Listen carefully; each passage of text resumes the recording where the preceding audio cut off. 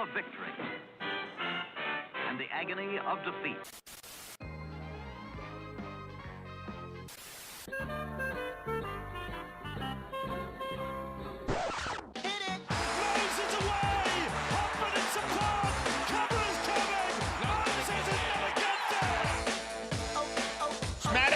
Great ball around the corner, Petticini. He beats them all. Junior Polar out wide, bumped away from Trindle. Sharks coming through. None of them can hold this.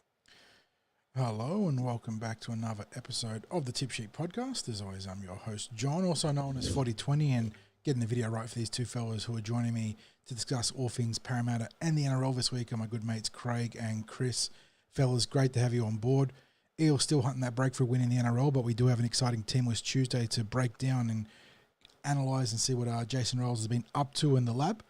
But before we get to talking any more football, as always, a quick check-in on how you're both doing, starting with you, Craig.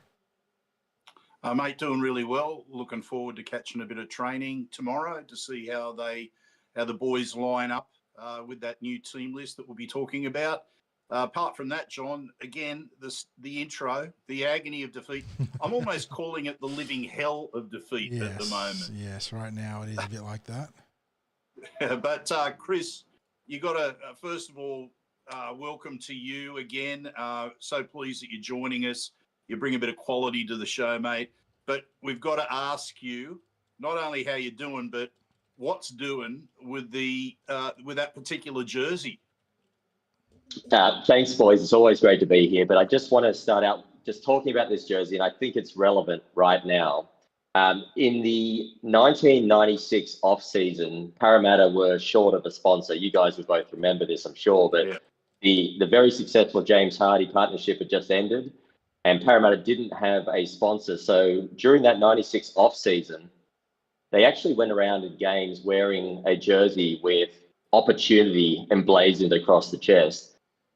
Where that's relevant now, for anyone who's familiar with the business term of SWOT analysis, where you effectively have your strengths, your weaknesses, your opportunities, and your threats.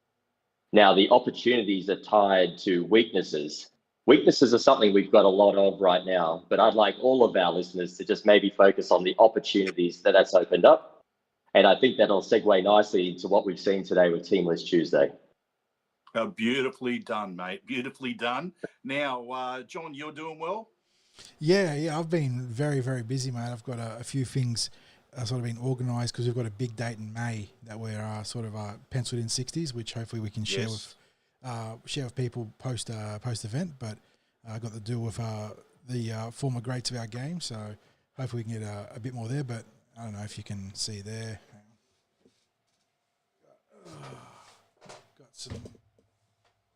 Got some nice bit of equipment there, John. Camera gear I've been organising and trying to piece together and taking inventory and making sure everything's working. So that's on the horizon, and it's certainly eating up some time now. But we're sort of holding together, boys. Sunday's result was frustrating, as always, as it has been across the first month of football. But yeah, the Eels are in such a weird place because you can feel that. It feels simultaneously like they're so close to a breakthrough win, but so far away at the same time. And I suppose that'll be part of our discussion tonight as we do a final recap on what happened on the weekend, as well as what lies ahead given Teamless Tuesday. But before we get any further, a quick sort of a house duties list or housekeeping list. If you're listening or watching on YouTube or your platform of choice, give us a like and subscribe. And if you've got anyone that isn't listening, make sure to share it with them. It always helps to grow that outreach for us. And then, of course, a shout out to the sponsors of the Tip Sheet, which is, of course, Parramatta Leagues Club, home of the mighty Parramatta Eels, and then our good mates at Star Partners Real Estate, Auburn, Rowan, and Parramatta. And without the two of those fantastic sponsors, we couldn't keep the Tip Sheet coming out to you 3 times a week like we do for the majority of the year. And on that note, mate, I think it's time to start talking shop, unless you've got any other points of business. Yeah, very quickly. It's a home game this week, and it doesn't matter whether it's home or whether it's away. There's the 50-50 raffle. So if you're going to the game this week, or if you're not going to the game and you look at it online, you can buy the 50-50 raffle tickets. It all goes to support the Eels Foundation, which not only looks after the future Eels, the centre of excellence. It's also helps for the community because it is a community centre up there at the centre of excellence. And not only that, the Eels have great programs for the health and well-being of young people and the community. So get behind the 50-50 raffle. It's a great cause. Buy a ticket. You don't have to be at the game to win it or to claim the prize if you win it. So, yeah, get behind it. And, John, with that all being said, let's get into the Eels and NRL news. Yeah, and quickly, just a shout out to the people in chat. I see some familiar faces there. Kix, Clark, Josh. We got Jamie from Hobart. Always good to have someone from well south of the border get in there. Hey, Andrew. Hey, Dave. Yeah, Lyle.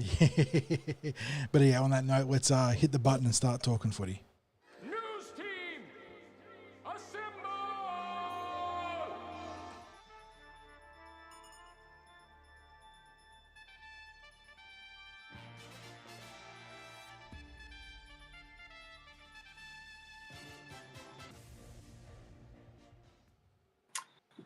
Well, John, let's just very quickly start off today with, look, I think there was a host of rumours that were then utilised by people putting out our April Fool's Day jokes about Mitch Moses being named today.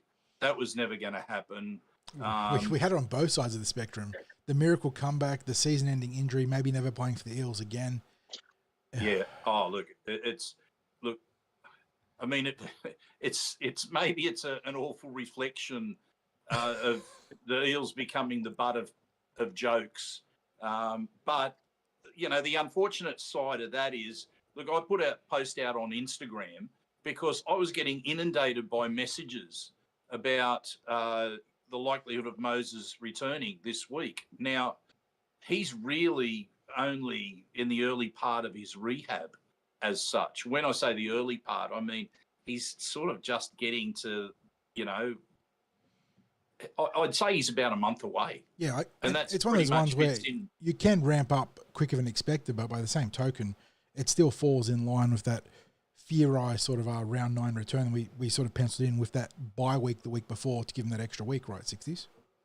Yeah, look, at the earliest, I'd say round 7, but common sense is maybe round 9. Because of that bye in round 8, yeah. Yeah, now people are really, really keen to get Mitch back as soon as possible, and that's completely understandable because, look, Gus Gould spoke to it last night on 100% Footy when he said, take the halfback out of any team and you've got a problem, first of all. Like, they're just not going to function as they did. He used the example of both the Storm and the Panthers losing over the weekend. Our issue is, the Panthers' issue was really that they'd also lost Jerome Luai this season to the Tigers. So they're effectively playing without both their halves. The Eels' problem is that where we've got our usual half who is out, who's basically the star of the team, and then our other player in the halves is probably in the worst form of his career. I don't think there's a probably about it. He is, he's in the doldrums right now. Yeah, so, look, we all want Mitch Moses back as soon as possible, but it's an injury that can't be rushed.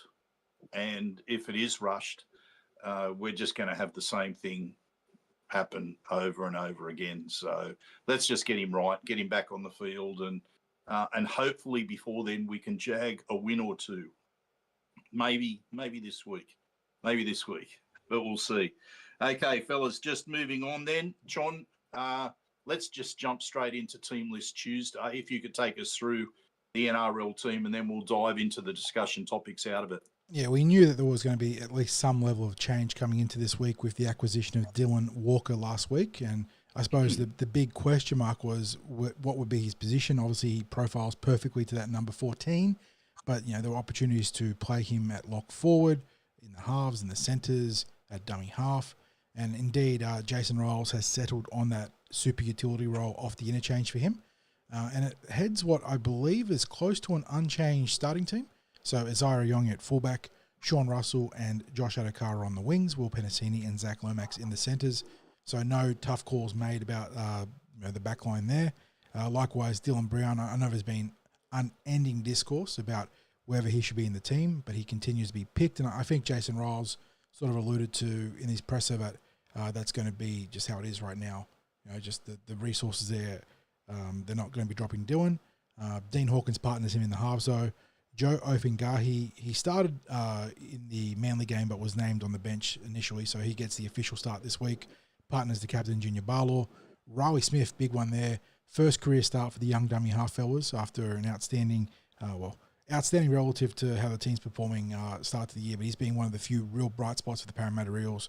He gets the call this week in a massive vote of confidence from his coach.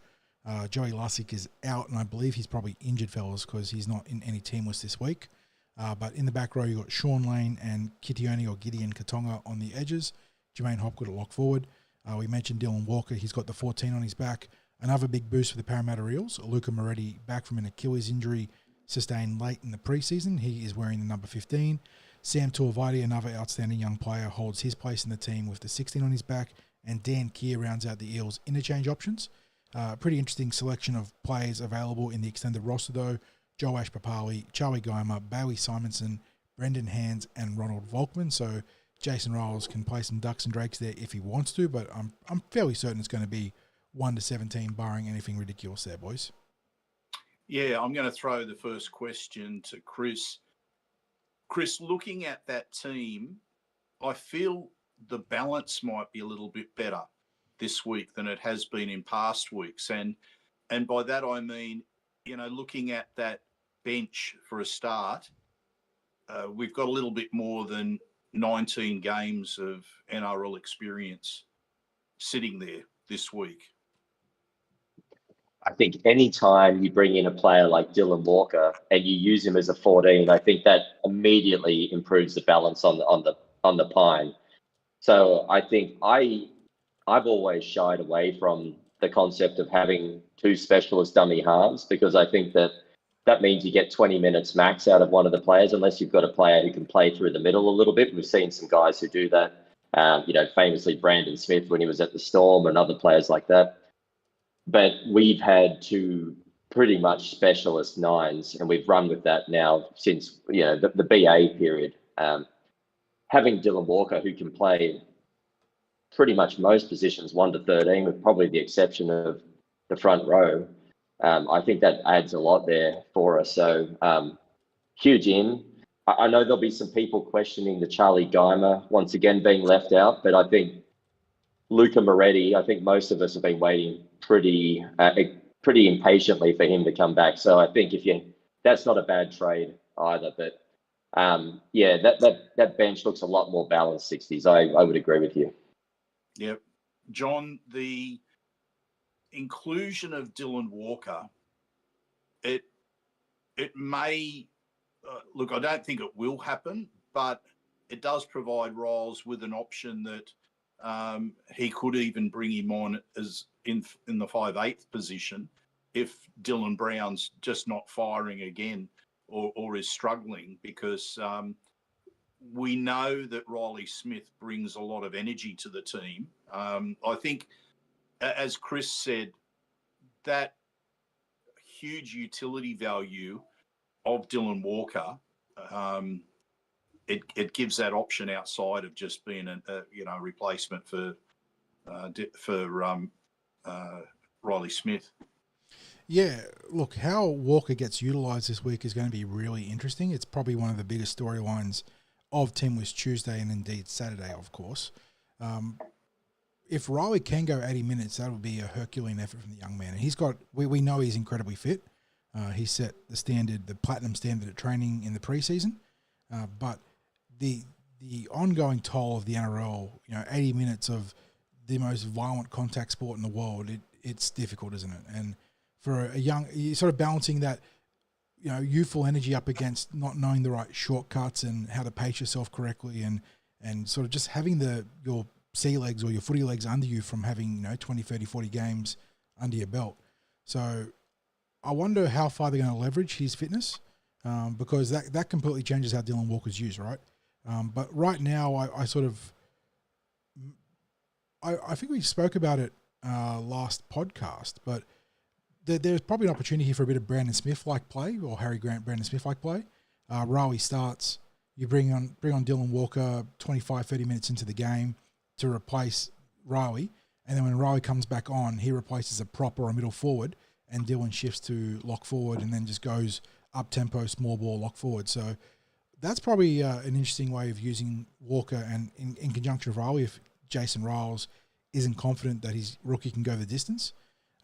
But beyond that, I'll just look at Dylan to obviously just interplay with Jermaine Hopgood in rotation, and hopefully give us the ability to go up tempo. And even if Walker is just a 1-for-1 replacement for Hopgood, once Walker's on, you got to think he stays on, and so Jermaine probably gets thrown back into the game in the front row in this hypothetical. So a couple of different ways for the coach to use his new acquisition, and I'm really keen to see what Walker can bring in that regard, because he is a bit of a Swiss Army knife.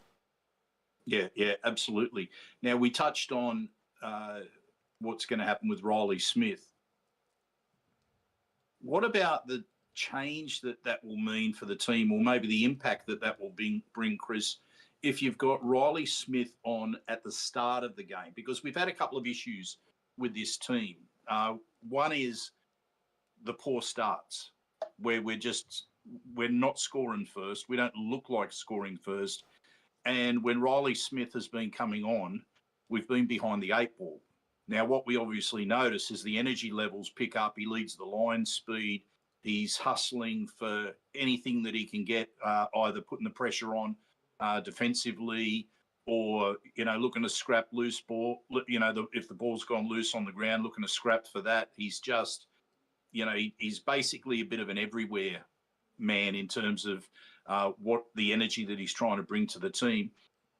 Having that at the start of the game, how could that change our fortunes this week?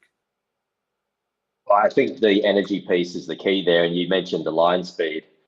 I don't want to speak too badly about Lustig or Hands, but I think the thing that you're going to see with Ryley is he does lead that line speed. I mean, in a similar way to what we had with Reed Marnie a number of years ago, where Reed was really responsible for setting the tempo in defence, and then you obviously had Gutho organising from out the back.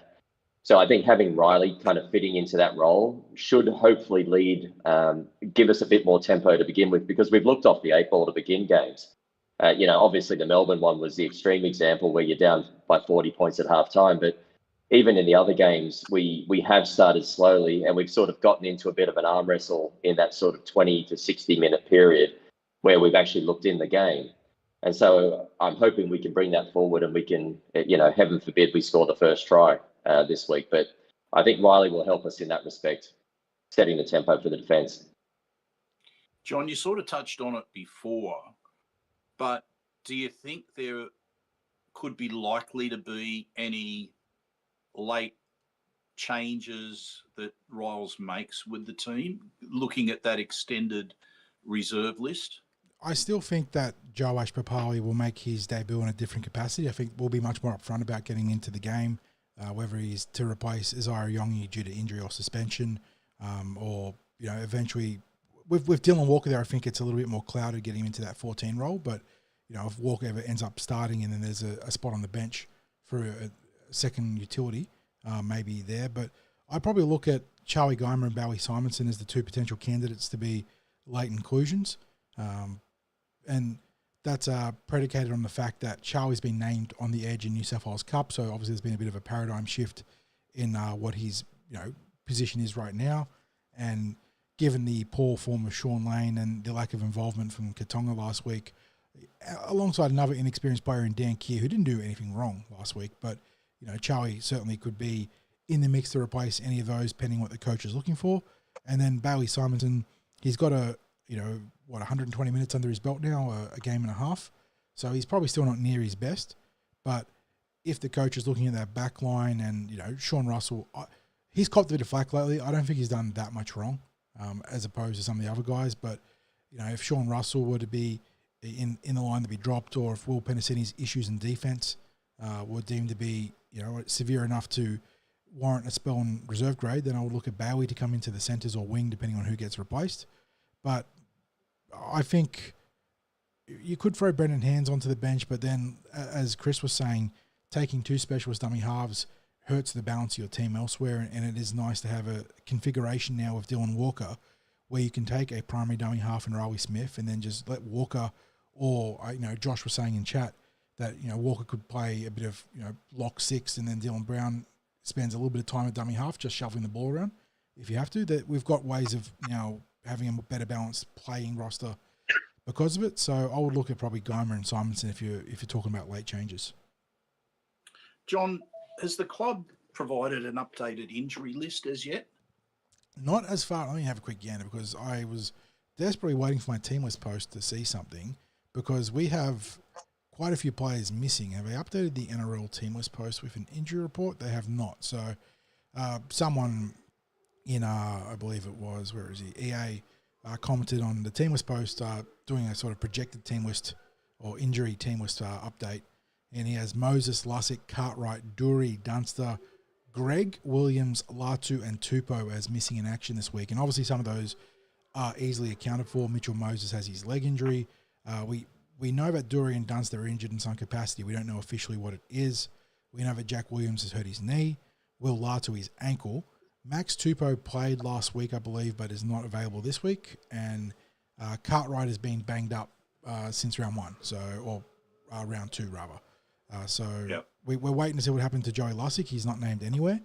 So it seems pretty evident that he's hurt, which is unfortunate, as our dummy half depth has now been that much more shallower. But that is our provisional injury list, nothing official. Okay, so let's jump into the New South Wales Cup team list because then we can balance out what options were still available to Riles that maybe he didn't use this week. Yeah, because I do see a comment in chat saying that Kelman must be a better option than Lane. And I've seen people mention Ryan Madison being, a better fit than back rowers like Lane and Katonga. So this is how Cup lines up and explains some of the selections, I guess. But at fullback, you got Joash Papawi. Jake Tungwall moves onto the wing to replace the injured Hayes Dunster. Arthur Miller-Stephen is in the centres this week with Jordan Samrani, in the centres as well. Bowie Simonson named on the wing in reserve grade, so we'll monitor that one, obviously. Josh Lynn and Ronald Volkman are in the halves. Saxon Pryke named at prop forward this week. That's an interesting one with Ryan Madison at lock forward, and you've got Tony Mattielli rounding out the middle rotation. It feels like physically Pryke and Madison are probably in the reverse slots here, so we have to wait and see if the Eels are just going to use 3 props essentially, or if Pryke plays a more conventional prop or lock forward role on the weekend. Brendan Hands is the dummy half. And then on the edges, you got Kelma Tuolangi and Charlie Geimer. Tyrese Lakini made his cup debut last week, did a really good job, and he holds his place in the team. And he'll be alongside Brock Parker, Kane Kalash, and Mene Luke as the 4-man battery there. I didn't see a reserve player name, so I'll have a quick gander and see if there is an 18th man in the match centre. Give me one sec. Raz Nanva. Sorry, Raz Nanva is there, yep. Yep. And that's an interesting one too because Araz not named in the Flegg team. We'll get to that shortly, but not named in the Flegg team.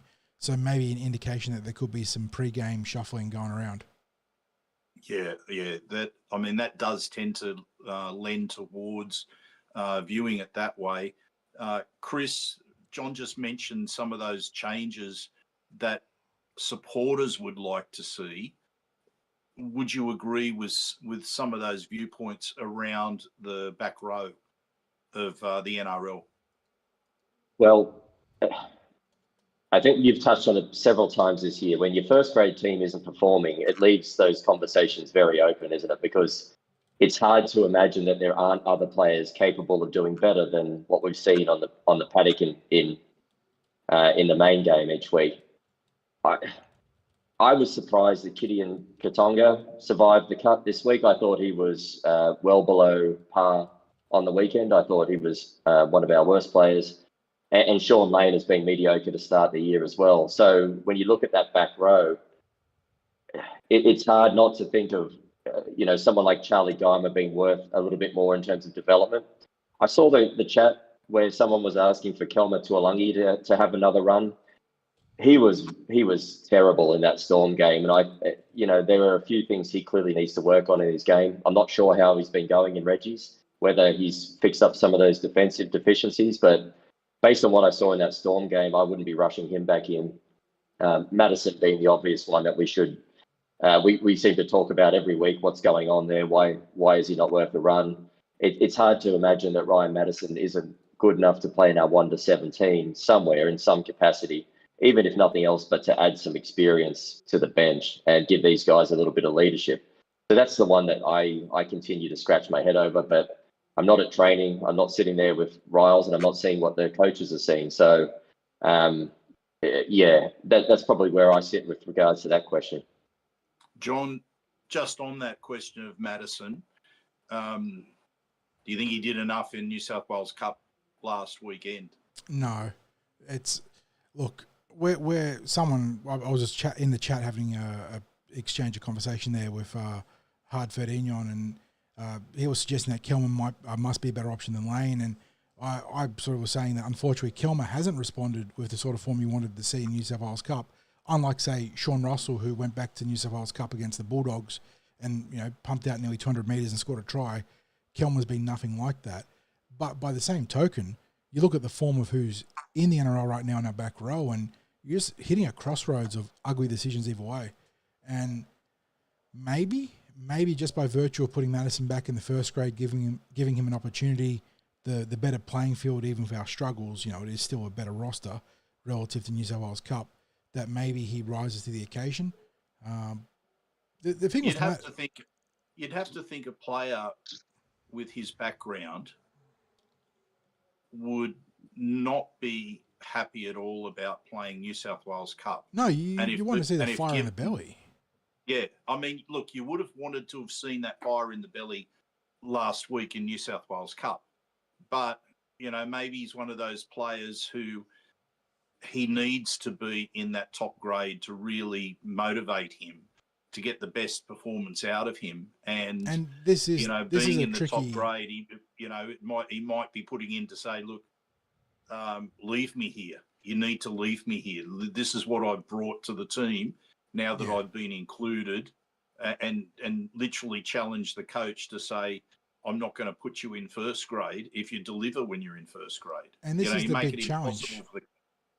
Big challenge for the coach in Jason Riles, because he's obviously come to Parramatta from less so the Sydney Roosters, it feels like more so the Melbourne philosophy and the Melbourne way, coming in and you're doing your job and earning your way into first grade. And while that is in a vacuum 100% philosophically correct, we know that rugby league and professional sports, it's about player management, it's about ego management, it's about getting the most out of who you have relative to the situation. And maybe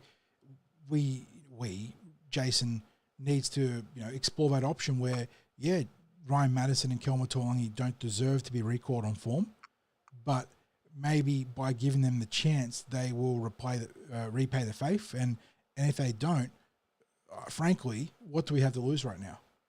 Looking at our on-field results.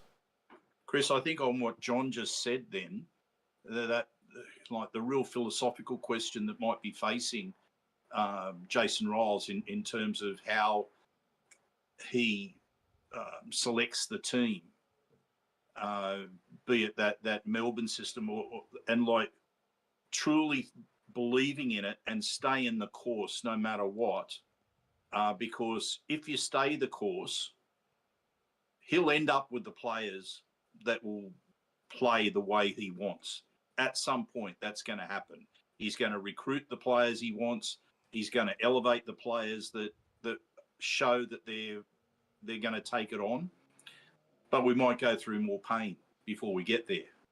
Conversely, he might decide, look, I'm going to need an element of flexibility in the short term.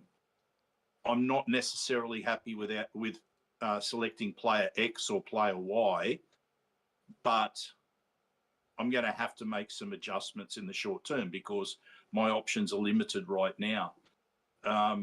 What do you think's the best philosophy, in your opinion, that Riles should follow right now?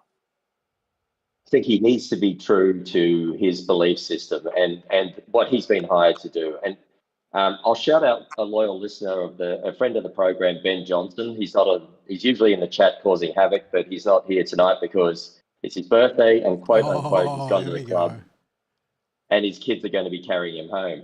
So, but Ben has been a huge proponent for blooding youth and giving a lot of exposure to that SG ball with cup winning team from 2023 and getting some of those young forwards some game time. I tend to agree with this. If I look at how this season can be best used, yes, it's painful for us to basically have to assume that we're going to be uncompetitive for a big chunk of the year. But if I think about how we best use this season, it's you blood youth, you find what you have, and then Riles is going to have the mother of all war chests for the next 1 to 2 seasons in the off season for us to be able to go out and supplement these young players that we've found and developed with other players who are more seasoned first graders that should be able to lead us back into a winning direction. The other variable, of course, being that when you include your captain in our highest paid player, Mitchell Moses, this team already looks totally different when you've got Moses leading the team around. So to answer your question, 60s, I don't think Band-Aid fixes are the way forward. Most of us as Parramatta fans, losing is never fun, but I think most of us can handle it. We've done it before. We know that we go through these ebbs and flows and you have these dark periods. I mean, for me, if I think about the early to mid 90s, it was pretty grim. If we think about that period towards the end of Hindmarsh's career from 2010 to 2013, pretty ordinary as well. We do have periods, hopefully not multiple year periods again, where we come out the other side brighter. And I think this is the way we need to use this year. We use it as a building block for future years. Hard to say in after round four, but still that's the way I would like to see Riles use the season. So stick to his guns, blood the young guys, and give people a run based on attitude and commitment. Well, mate, those of us old enough can't help but recall those early to mid 90s, given what you're wearing in the podcast tonight. So that's that reminder right in our face. Remember this time. Remember the time of opportunity. Opportunity. This is opportunity. John, let's get on to the Jersey Flegg team list. Yeah, so the final of the major 3-team list in the male space. Eels coming off a postponed game against the Seagulls that have to be made up during one of the global buys, I would imagine. And they've got some big changes. We mentioned that Raz Namva is the 18th man for Cup and potentially in line for a game there based on what we've seen here because he is not present in the Flegg team list. And we've got a couple of inclusions in the back line and a new face in the forward pack, or 2 new faces in the forward pack, sorry. So Arpa Twiddle is your fullback. You got Moe Alamadine on one wing. Great to see Mohammed back into the fold there. And he's got Bradley Avery on the opposite sideline. In the centres, Antioch Vitala Mariner should be on the right. And I believe Richie Penasini will be on the left. Although Richie, this is interesting because Richie played right centre in the trials, right? And Antioch's been in the right centre for Flegg. So we'll have to wait and see if they line up there. But Cooper Fuller and Matty Hunter are your halves. And I believe Hunter has the C next to his name. Damascus Nemia, Jack Hudson and Tiankan Brown are an unchanged front row. Very good trio there at the start this season in great nick. You got the Destratus twins in Dom and Raf on the edges. And making his 2025 Flegg debut, I believe, is Sebastian Piacala from our pathways. Good ball playing forward there in the 13 role. And he gets his chance because Saxon Pryke and Tyrese Lakini are up in New South Wales Cup. And then on the interchange, you got Paddy Spence, Kurt Fisher, Yeti Samuelu, and Jonas Sullivan, if I'm not mistaken, because just let me double check this because of the transcription I saw. Is that, no, it's New South Wales Cup. Probably should get to the right grade first. We might not have a team list in here. We do. So, yeah, so there is right now a missing number 15 on the interchange. So that could be someone else. It could be Jonas Sullivan. I believe it's been Teoa, right, in recent weeks. So potentially that player there. But of note there, Kurt Fisher comes to us by way of North Queensland, and I believe he's the cousin of Ben Smith, if the headlines I saw were correct. So the Penguin. Pretty strong Parramatta connection there. Yeah. No, I remember seeing something about that. So, yeah, interesting to see how he'll go. Look, the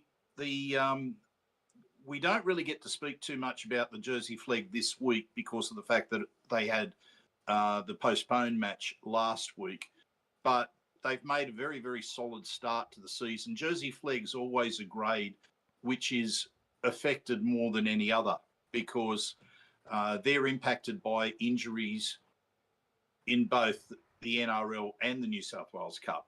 It's everything cascades sort of up from them because they lose players when New South Wales Cup lose players or when NRL lose players. Everyone sort of pushes up. So it's always going to be a challenge for the coach, no matter what season it is, because of the fact that there are so many changes. They lose a couple of very strong players in Saxon and Tyrese via those elevations at the moment. And the way those two boys have been playing, I don't see them coming back anytime soon, not unless it's just a question of eligibility where, they need to play players in certain grades. To qualify for finals, yeah. Yeah. And those two boys are, eligible for Flegg. It may well be that that's the only choice that the club has in terms of which grade to play them in. But, John, the most interesting thing this week is that the Jersey Flegg, along with both the Tarsha Gale and Lisa Fiola Cup, are scheduled to play at Kellyville on Saturday. Now, the top field, we right? 60s, would normally the top be, field. Yeah, we would normally be there with bells on to go and watch the very first game at Kellyville. Yeah, because it is not the top field. This is on the number one field.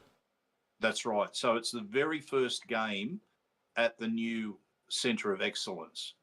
So people will be able to get there, sit in the new stand, take in the Jersey Flegg, take in the Lisa Fiola Cup and Tarsha Gale. I think they kick off at like 10:45 or is it 11:45? Lisa Fiola kick off at. Okay. No, it's the Jersey Flegg. Yeah, so Jersey Flegg's the first one because it's a reverse schedule. So it is 11:45 for the Flegg, and then the Lisa Fiola follow at 1:45, and then the Tarsha Gale at 3:15. So got a fantastic triple header there at Kellyville. The problem is, of course, is that the Parramatta Eels have games of the New South Wales Cup and NRL variety out at Combank. So absolutely diabolical scheduling. We will also be there at the home of the Eels in Thurlows, and we will go live at about 1:45 there with our preview show. We're still got to confirm who the legend player will be that's joining us. But yes, unfortunately, that means that we don't get to check out what the new facility will be like for game day. But anyone that is interested in getting there and maybe being able to take in the Jersey Flegg before they head down to Combank Stadium for New South Wales Cup and the first grade. That's if they're going to Combank Stadium. If they're not going to Combank Stadium, why not stay for all three matches at Kellyville? But it's a big week for the opening, not official opening, but the opening of the football ground at Kellyville. Fellas, I think that just about brings us to the end of Eels news. Time for any viewer questions. Yeah, we've got John, a couple of, more than a couple of good questions here, starting with Jamie, who asks, any chance we could go to market, for another edge forward, or would Walker have tapped our cap for 2025? Good question. The Eels obviously opening up a lot of space after releasing the likes of Gufferson, RCG, Mike Acevo. But we did sign Dylan Walker. We have upgraded some players, so we've made some roster moves. Could we feasibly add someone this year? We have spoken about the hypothetical of a Kai Pearce-Paul or Dylan Brown swap at some point if KPP is a player the Eels are interested in, and that's certainly an avenue to explore in the back row. But if we are keeping Dylan on the books for this year 60s, do you think we have the resources available to make another play? Well, we've got a spot. Which would imply there's at least league minimum $110,000 in the cap, or pro rata based on the season completion. There's enough space, so there's at least that. But yeah, do you think we could make a splash? Oh, look, I think we could make a splash. Look, I don't like to touch on rumours, but the Knights, I believe, have moved on Price back to England. He's returned to England. Will Price has gone immediately. Yep. Confirmed. Now, I think he was on a good wicket, I think. I'm always leery of those sort of players when they come across, and and what clubs might pay for him. And so I would not be surprised if he was on healthy coin. Would not be shocked if he was on not that much. So it could have opened up some cashola for Newcastle for sure.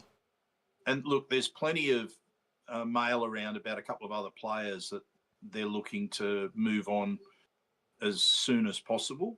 One of those might be an early release of Ryley to the Raiders. Now, if you start talking about deck chairs moving, maybe you might want to entertain the thought that Parramatta does move on Dylan Brown early. Nothing like that has been discussed coming out of the Eels as far as I'm concerned.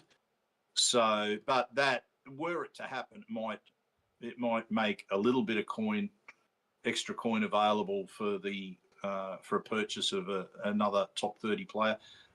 The bottom line is we have to buy another top 30 player before June 30. So that's going to happen. What position, or whether it's an upgrade of someone else, we don't know. It may well turn out that there isn't anyone on the market that they're particularly interested in, because as Mark O'Neill said to us, one of the decisions that they have to make is, are the people that are available better than who they have on their books right now? And if the answer to that is no, then you don't bring in someone just for the sake of it. You end up upgrading. Now, Dylan Walker obviously was considered better than who we had at the club, and we had the money to accommodate him. That's why he ended up as the 29th player on our roster. I'd like to think we've got enough, John, that maybe we do go to market, and that would be an immediate need. I think that not too many supporters would disagree with. And we got a couple of suggestions from Jaden and Josh in chat. Jaden's manifesting a Dylan Brown swap for Dylan Lucas, who is a pretty handy back rower for Newcastle. I'm sure the Knights would relinquish him. And then Josh, with perhaps a more probable outcome in terms of what we've heard about the Canberra situation with Josh Starling, but he talks about Brayley to the Raiders, Starling to us. So, I mean, we got Lussick in hand still under contract, but Lussick does wrap up at the end of the year, I believe. So there is an opportunity to get a third dummy half there. You guys like what Starling could bring to the team? Oh, look, I would absolutely love Starling, but I think the Raiders love him too. And there's been some mixed reports about his future there, though. So it's a little bit complicated right now, given that Browie's gone there, and they've got Levi. Danny Levi, who famously loves to have a great game against Parramatta. But yeah, there's been a bit of a clouding of his future there at Canberra. So definitely something to monitor. Obviously, the Eels are very keen on what Ryley Smith can do as the primary dummy half moving forwards. That's also something to consider. Jack Hudson in the 20s is doing a great job. He's a recruit we picked up this year. So there's internal options there. And, of course, you've got the incumbent Australian schoolboys dummy half and Lachlan Koinakis. So Eels got pathways options there too. But Starling is a known commodity in the NRL that can cause some havoc around the ruck. So at the very least, you're doing due diligence, I would argue. Yeah. What else we got here? A couple more questions, boys. In the vein of that back row discussion, Clark Kent says, I would do some unspeakable things for a strike back rower. I agree. I would love to have a prime Angus Crichton or a similar player on our roster, Liam Martin, Hamoli Olakawatu. You don't want to explore the unspeakable things you do, John? No, we want to preserve our rating. We want to preserve our rating. Can I just talk about mid-season signings very quickly? So there's three different types of mid-season signing, in my opinion. The first one is the best one, and that's the compassionate grounds relief, where you get someone who's a good player, the club lets them go, and the money is fair money. The second one you can get, and this is one where we've profited in the past, is where you get a player who is still a very good player, just being overpaid, and the club doesn't want to pay him that much anymore. So the incumbent club is willing to let him go. So that's where you usually can find value, because the other club will pitch in a bit of money. And then the third type is a player that the club just doesn't want. And we've got to avoid those ones. And I think Kai Pearce-Paul probably fits into that bracket. Good player, but a bit. I don't know if he's going to help us tighten up around the middle in any way, shape, or form, and isn't going to help our defensive structure. So I think we've got to really focus on trying to get players who are maybe overpaid in another club, and we can get the other club to pitch in. That's how we got RCG initially. Other players like this, where you got Penrith to contribute.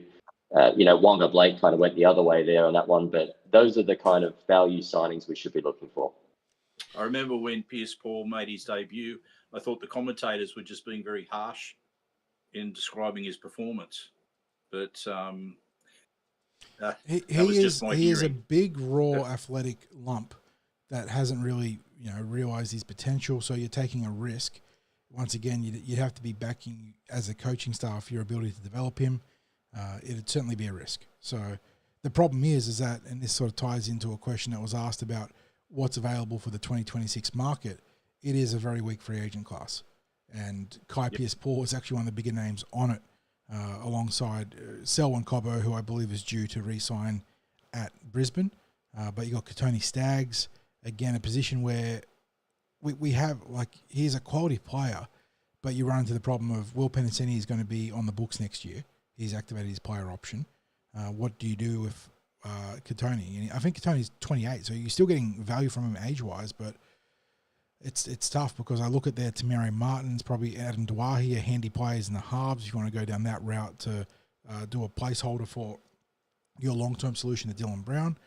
I'm just trying to I think our backline looks a lot different as well when you've got Bailey Simonson in there and Mitchell Moses. I think Simonson's going to be a stronger meter eater out of the back than Sean Russell will be, and Mitch is the one that brings it all together. I think Hawkins has been admirable in doing what he can, but he's limited. And I think we've also know Dylan Brown is not a bad player, despite what some of our fans may think. He's just a limited player. He's a good running option, and he complements Mitchell Moses perfectly. But if you ask him to try and lead the team around, it's just something he's not capable of at this time. So I don't think our backline is the area we need to be investing right now. And that's probably fair comment. The other thing I'll say is how you just described the mid-season purchases is almost what the full player market looks like for next year, as to where a player might be picked up, because as John just said, there just isn't the players known to be available at the moment. It's going to come. They're going to be available through other reasons.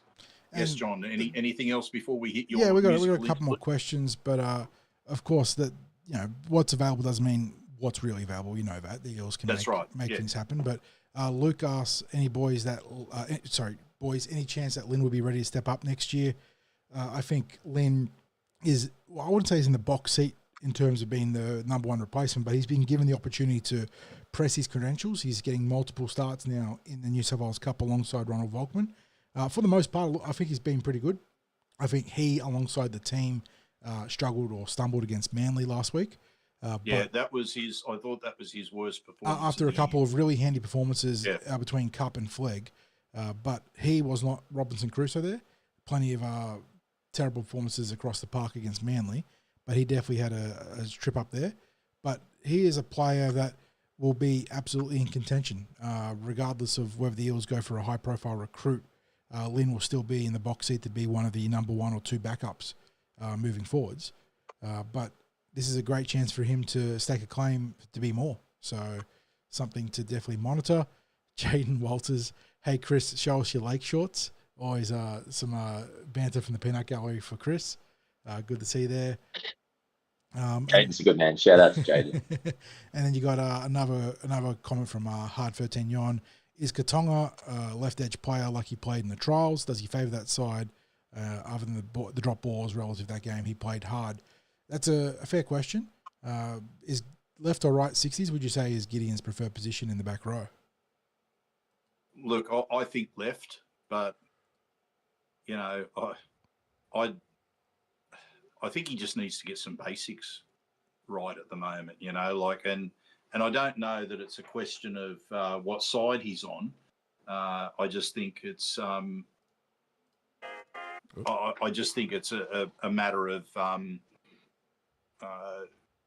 I don't know, finding his groove just, in the team, because we can't have our back rowers, regardless of what side they're playing on, not getting involved.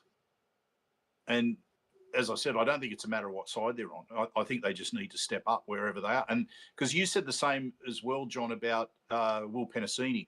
Is it the side, him swapping sides? I don't think people should sleep on how, even though it seems simple, just the minute things that happen when you go from right to left after playing almost your entire career on one side, and then you factor that in against playing against world-class athletes, and how small the margin of error is in a normal situation, compounded by the fact that Will could be a fraction of a second later on a read or get it that much more wrong, based on inexperience, inexperience, at left center. So that is not to absolve Will of the errors, because the decision to come in and create that overlap for Jason Saab on the weekend was terrible, but it does add some context to his struggles. So something to consider there and I'm sure the coaching staff are factoring that in too. But again, there is still a break point here where the struggles will maybe have to be answered with a alternate solution. So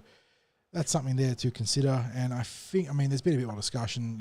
Brendan, there's Takura from Josh, who's sort of, I think there was chat about that, and he's a big lump and maybe too big. Eels also have a very interesting prospect in that regard, and Isaac Jim doing very well in SG ball right now, so a name to watch there. Britton Nakora on the market soon. The Sharks re-signed him, Michael, I believe. I think he is listed as off contract, but if you actually go back to a press release from the Sharks, he is signed up for a number of years. The NRL signings portal can be a little bit laggy in that regard. So I would love Britton Nakora, don't get me wrong, but I don't think he is available. And I suppose in that vein, we'll move on. I had to, in a panic manner, find music because I completely forgot to do intermission music, being well prepared like I am. But something I've got a song I can sing if you like. No singing. We'll get shut down. That would be great. I did have something in mind because it's funny because it pops up in the halftime music for the junior reps if you're watching the Bar TV stream, and it's a song I knew. And it also fits the theme that I thought off the top of my head, because Ryley Smith is starting, Dylan Walker is into the team. Both can bring energy, both can set a tone for the team, and both might even be what you might say trendsetters. The number you have dialed is not available. Now, I'm not sure you guys can hear this, but the stream can. Yeah, trendsetter. Whoa, league of my own, it don't get better. No, read what I wrote, I'm a bestseller. Yeah, reach for my goals, hit it dead center. Hit it dead center. Bullseye, hit it the most, is no misses. Something like fish in a barrel, it's no different. Blindfold on me, I still got the most vision. Trendsetter told them before, but they don't listen. Better, bring a better bad because I'm bigger, better. Solo single, selling several shows at every single second. Peter Piper picked a pack of pickled peppers. Kinda came and crushed the competition, hope they get the message. So, yeah, I don't think you guys heard that because of the way it was set up. We didn't get that. That was Connor Price's Trendsetter, which you'll catch it on the halftime show in Bar TV. Like I said, it's a bit of a rap music from a sort of rising artist on YouTube. And it's a fun little listen. It's pretty clean in terms of the lyrics, if that's an issue for people against rap, but just a bit of wordplay and fun there. And like I said, if Ryley Smith and Dylan Walker can be the trendsetters and help the Eels set a tone early on, I think that's a pretty good theme for this week against the Dragons. Sounds good, mate. Let's get on with the NRL news now. I think I might have to let you boys take control of this first one because I think I might lose my mind because we're getting those words of crackdown. And whenever the NRL talks about a crackdown on something, it never leads to a good place. The crackdown now on the high shots, that if a player is found to have committed a high shot, that they're going to be sent to the bin. More bunker action, more bunker involvement, more judgment calls, more impact on teams, more chance that a call's going to be wrong. I love reaching the Pandora's box, baby. I love it. Leave the bloody game alone. like what stop continues to boggle the mind, boys, is that I know that we can be harsh markers on the officials, but we always do add the caveat that at least with the main official, the one that's in the box seat with the most challenging job, that you understand that there can be some mistakes that they get wrong. And there's going to be calls that are difficult, they're fast, they're borderline, they could be 50-50s, they could be bad calls. But when you're the main official, you've got to be so fit and so quick on the whistle. Okay, they're going to get it wrong. I'm a bit less forgiving for the sideline officials who have less on the plate and tend to miss forward passes and offsides and other calls, and it's frustrating. And again, logistically, I will argue that there should be 2 flag players or flag people on both sides, one policing offside, one policing the forward pass for each line of players, the offensive and defensive line. But the one that you just cannot forgive, the one that is the most frustrating, and the one that it feels like makes the most boggling calls consistently is the bunker. And what frustrates everyone there is that the bunker was literally instituted to bring consistency to the decision-making process for video replay. And yet we get wildly inconsistent takes. We get bizarre calls. And I suppose what makes it worse is that they do a terrible job communicating both in, I know that they talk their way for their judgment process, but it's often rushed. But they also do a terrible job communicating which frames or which angles they're using to arrive at that decision. And oftentimes we get the broadcast angle and they tell us that they've got, 14 more angles in the bunker. Maybe they should start showing them if they want fans to understand what the decision-making process is, because that way we can have some validity to what they're making or what calls they're making. Because right now I have no confidence in another crackdown coming for high shots and how it's going to be applied consistently, given that the fact that we've just had a month of football where they've been missing stuff every week. And now they're telling us that, no, now we're going to make the calls and we're going to get it right. It's like, well, we've got a month's worth of dockets and receipts here saying that you're not going to get it right, and some team's going to get burnt badly. Yeah, Chris, I'm going to throw to you because, like John, I am convinced they're going to get it wrong. We've already got the bunker. First of all, the first thing they were brought in to do was to help with those calls on try or no try. Right? Then we've got them involved in captain's challenges. Fair enough. But as soon as it started getting into, tipping the referee on any sort of illegal play that might have happened with something, making an instant call on, or not so instant call, on foul play in a tackle. And now you've got them with this. Now, look, there are tackles where, like no player is, or very few players, if any, are going out there to inflict a malicious tackle on an opponent. Now, I don't want to see a player going to the bin who's lined up a tackle that's going to be at about waist height and a player falls into the tackle. We see that all the time, right? There is zero intent with that sort of thing. It's called, it's often called a careless tackle. Careless and reckless are the most common gradings, yeah. Intentional is almost never seen. Yep. Now, as opposed to, and I don't think he had a penalty to pay for this, but Reed Marnie. Oh, my Lord. Delivered a shot to a bloke on the ground. Did you see the 360 panel trying to defend this? I do not often find myself aligned with Buzz Rothfield of all people, but he felt like he was the lone sane man out there. And look, I will give Gordon Towers the benefit of the doubt because I feel like he was trying to argue something different. I feel like Gordy was trying to argue that you're allowed to put a shot on a player on the ground, which is true. If a player's on the ground just lying there, you can unload on him, but you can't hit him in the head. And Reed unloaded on the head and neck area in an incredibly dangerous tackle. And Brent Reed and Gordon Tallis and Braith was fence sitting a little bit. But Brent Reed in particular was saying, no, that tackle's fine. That tackle was not fine. Like that is how you end up with, it obviously is a different mechanic to what happened to Alex McKinnon, but you can paralyze a player doing that. Yeah, look, if they're worried about players being unnecessarily injured, getting head injuries, look at shit like that. And I apologise for swearing now, but that's this sort of thing fires me up. But anyway, I've talked a bit too long on this, Chris. I said I was going to throw to you.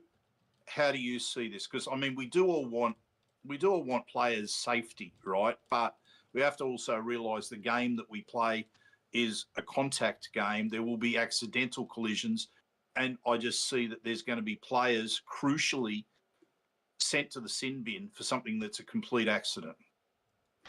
Yeah, I think we talked about maybe we need to rechristen this from the tip sheet to the therapy couch, just so you can get everything off your chest, Craig, and we can hopefully make you feel a bit better at the end of it. But if I talk about this specific example, I think we're all aligned that you don't want a situation like we have at the moment where a number of players from the 70s and 80s are struggling with the impact of dementia or Alzheimer's or early onset brain injury, CTE, that were caused by, a lack of governance around these issues. So I think it's clear that we need to avoid that. The NRL wants to avoid it because from a purely litigious standpoint, they don't want to be part of the same sort of class action lawsuit situation that you see with the NFL in the USA. But beyond that, the question is, does a crackdown where you start to pull up sort of, slightly mistimed tackles, does that actually help that outcome? Or have we already eliminated a lot of that malice? I mean, we don't see this absolute thuggery like a John Hopewadi style act anymore. Or, there's no murdering Keith Galloway by leaping for your elbow in the air and whatnot. Exactly. Exactly. Or like, the Darryl Broman broken jaw situation. We don't see that kind of, I would call it a sort of a gross misconduct anymore. That's gone. It becomes a question of time.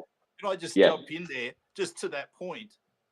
Back in the day when it was your controversy corners sort of era, when they'd look at a high tackle, guilt or not would seem to be determined by whether it was a stiff arm or the arm was bent, as to, whether the player was committing a horrible high tackle or not. So, I mean, we've left that, to your point, that's been left well behind because we don't accept high shots. But I think there's a difference between those, because there is that difference between those deliberate high shots that used to happen, the old genuine stiff arm tackle. And I got hit with that as a kid and it hurt like crazy. They were bell ringers. But now a lot of those things are accidental, or they're even those scenarios where the player is going for a low point contact and we end up with it being accidentally in the head. Have we lost Chris's connection there? I'm still here. I can hear you guys. I'm not sure if I froze. It looked like there was some jitters and freezing on the camera for a second. Oh, there we go. We hear you. The Salzburg internet. Sorry for interrupting there, Chris, but I just thought, you're right. It is absolutely left behind. Those days, just they don't exist anymore. And you're not going to get, I'm sure it's a situation where in the future, we're not going to get that level of brain injury that unfortunately has happened to players who played in those eras that because they played through concussion. They continued on the field in concussion. They came back the next week. We've got all these protocols to mitigate against those sorts of things happening. So, but anyway, sorry for interrupting.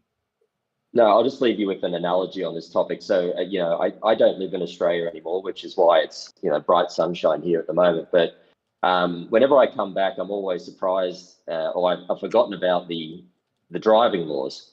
And so my question for you guys is, right now I'm used to driving on the Autobahn. So I can go 200 Ks an hour, everyone just powers along and no one really blinks an eyelid as long as you're not in the overtaking lane.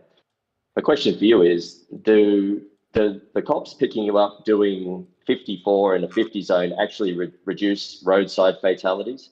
Or is it just unnecessary bureaucracy? So I don't think anyone condones crazy speeders, but I mean, that's true in every country.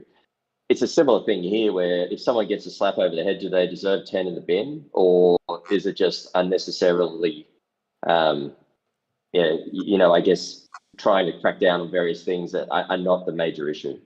I think we're going to be seeing lots of uses of the terminology direct and forceful contact this weekend because there'll be a lot of... Hopefully not for our team. Yeah, but there'll be a lot of high shots that weren't bin in the past and have never been bins, but we saw it... I'm in the chat just talking to Hard 13 on about the last crackdown, was it 21, 22, when James Tedesco was doing his ducking weaving style and getting players sin bin when he would sort of fall at their abdomen and get a high shot by way of his unique running style. And there wasn't much the defenders could do because Teddy's pinballing around like a maniac, and yet they were getting put in the bin because the crackdown was on high contact. And I think that's what we're facing now for the next month or so. Yeah, and that was a valid point too with Teddy, because there were some great photos, great images of him coming into contact, and he was bent at the knees and he was bent at the waist, so he was head forward. He's diving at the navel of a player essentially, and these are all 6 foot plus boys, and they're getting penalised because Teddy's a fantastic athlete and his running style has obviously worked for him for a long time. But I will die on the hill that there is a burden responsibility to the ball carrying player to present a legal tackling target, or if they do choose to go low and do a rugby style pick and run, or Teddy style sort of pinballing around, caterwauling like a maniac, then okay, it's not I wouldn't say fair game to whack him in the head, but let's show some discretionary ability to read the game here and say, okay, that's not fair on the defender to penalise them for what's happened here. The attacker got their advantage by the lower centre of gravity. They can't have it both ways. And I don't know, there's going to be at least 1 or 2 calls this weekend. They're going to leave some fan bases absolutely fuming, isn't there? You just know it. Well, and Chris, as someone who last year received a ticket for doing 56 and a 50, courtesy of a Macquarie Bank speed camera. How far are you off from getting a third party to do NRL officiating now, and just license out the speed tickets or the high shots to someone? Because that's an interesting analogy there. Yeah, let's move on now, boys, because it is, from a good news perspective, it's multicultural round in the NRL, and the NRL provided some stats, which I'm going to go through because it is interesting reading. Across the NRL and NRLW, I think there's something like 65 nations that are represented. Almost a third of NRL players were born overseas, and nearly 50% have at least one parent born overseas, and those numbers are slightly higher for the NRLW. 14% of NRL and 17% of NRLW players identify as Indigenous, and 52% of all NRL players have a Pacifica heritage. So it really has become the multicultural sport in Australia, the NRL. And when you look at that, it makes you realise that the appeal of the NRL across the world will eventually happen. I mean, it's a game that's been embraced by people from all corners of the world when they've come to Australia, and I just think it's we know that there's pockets of the game played. The game is played in different pockets around the world, and if you ever go onto the internet and Google a country and rugby league, you'll see that there's some form of competition that's played at and all across Europe. Chris, you probably get out there to the local rugby league, of no doubt. But it is a very popular code, and it is great to have a round where the multicultural aspect of rugby league is acknowledged. So we tip our hat to everyone. We know John's got his Italian heritage. Chris, you're based in Europe. I don't know what your heritage is beyond that, but it's a good one. Firmly convict for me, so I haven't really evolved too far from those days. It's fair to say. Well said, mate. Well said. Okay, now the next thing is the Tigers have are reportedly ready to table an offer of around $5 million over 5 years to Lachlan Galvin. Chris, I'm going to throw to you because that's a topic you're particularly keen to speak about. Yeah, from my perspective, this was something that Danny Weidler mentioned on 9. obviously this is something that all Parramatta fans are looking at closely at the moment, because Galvin's been widely thrown around as a player that could potentially be a fit for us in the future. We've got a big hole at 5'8", money to spend, and Galvin is a 19 or 20-year-old kid with a big, bright future. So, and a background at Parramatta. And a big Parramatta fan as a kid, and unfortunately we let him go as a junior, so we don't have him now, but a chance to get him back. So this was reported this week. The Tigers are obviously dead keen to keep him. Most of what I've read in the press has been that, and he's managed by Isaac Moses. Most of what I've read is that they've been very non-committal. Basically, all those kind of platitudes that you hear when a player's sort of 8 months out from a new contract, where I'll let my football do the talking. We're going to see what the market will bear. Even if the Tigers throw $5 million over 5 years, I would be stunned if they were to extend Galvin now rather than going to market with him. Having seen what Dylan Brown has commanded on the open market with that, most of us would suggest is inflated sort of 13 to 14 million over 10 years. Galvin has similar potential, I would imagine, in terms of his earning capacity. So 5 million for 5 years, even for an unproven player like that, given what the market is currently yielding for playmakers, I think it would be unders. So I don't actually feel like this is something that he would jump at. But what do you guys think, Jono? Do you have any thoughts on this one? It's a lot of money. It is a lot of money. Lockie is very talented. 5 years is probably in terms of, we've had the discussion before, but it's probably the max you want to go to as a club now. I know there's a lot of trendy 10-year deals and whatnot, and obviously Dylan being the most recent benefactor of that. I think as a club, the Eels have to be red hot in on Lachlan Galvin, but they also can't tunnel. It's I know it's having your cake and eat it in this way and sitting on the fence, but it is such a crucial decision. They need to, if they're keen on him, they need to pursue him, but they also need to understand that even if they're keen on him, they might not land him.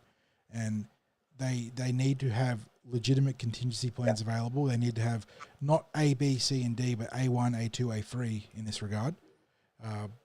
I think you're faced with the reality that $1 million is the going rate for Lachlan Galvin.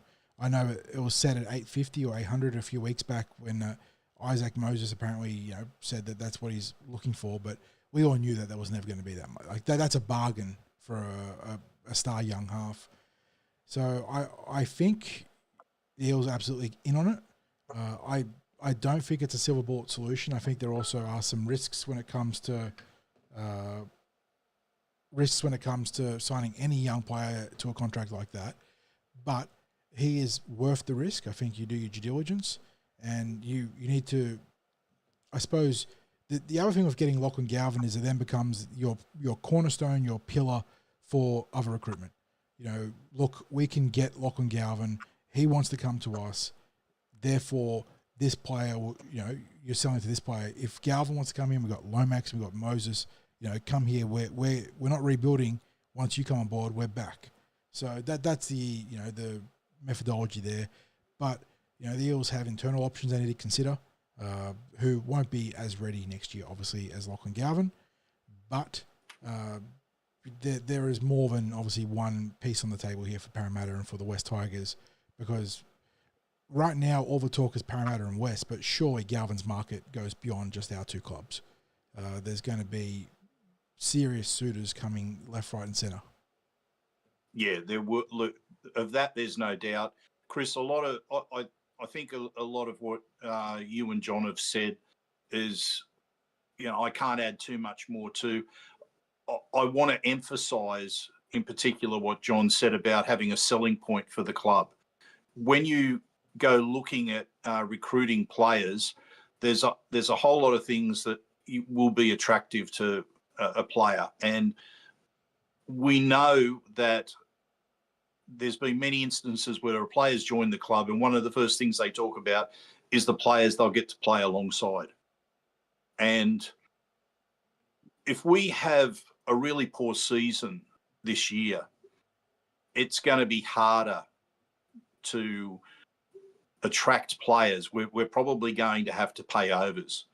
Now, to try to sign someone like Lachlan Galvin, even though he's a relative newcomer, that market, that like if the Tigers, his incumbent club, is prepared to offer him an average of $1 million a season, you're going to have to pay more than that to take him away from the club. The incumbent club should always have an advantage. I mean, we saw, even though it's probably not going to sit well with supporters listening to this, but I'll use Dylan Brown as the example.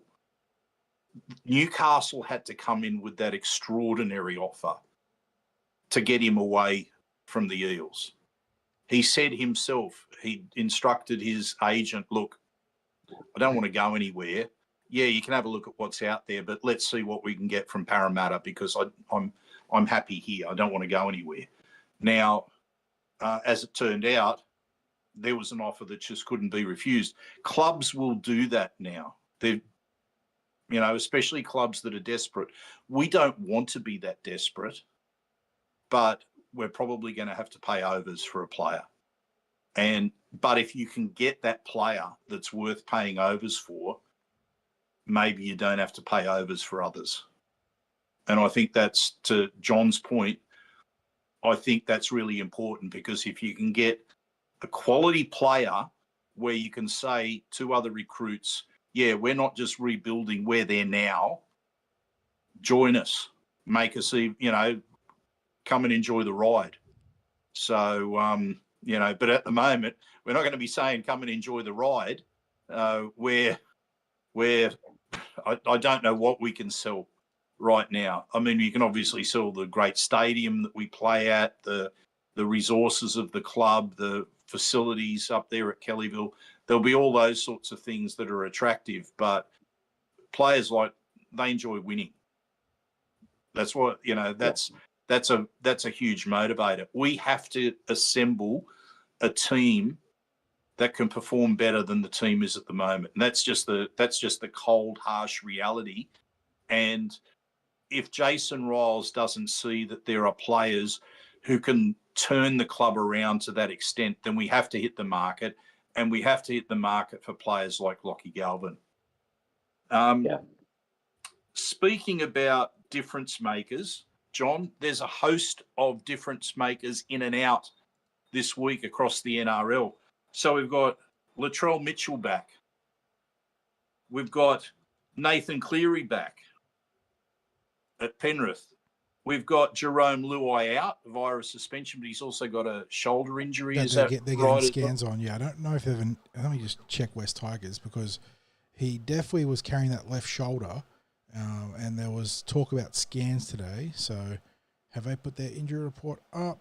They have team list. They have judiciary news. I don't. And just while you're doing that, of course, over at Manly, they've got Turbo out with an MCL. So why would you play Tom Trbojevic against the Parramatta Eels in their current iteration? That was crazy. I know it was a different knee from the one he hurt, but just let him rest. They were always going to be. He didn't look right from the He start. did not, to the point where commentators were like, "Wow, Tom hasn't touched the ball in the first 10 minutes." Just crazy. Like, they were always going to be strong favourites against us, regardless of Tom's inclusion or not. And just irresponsible.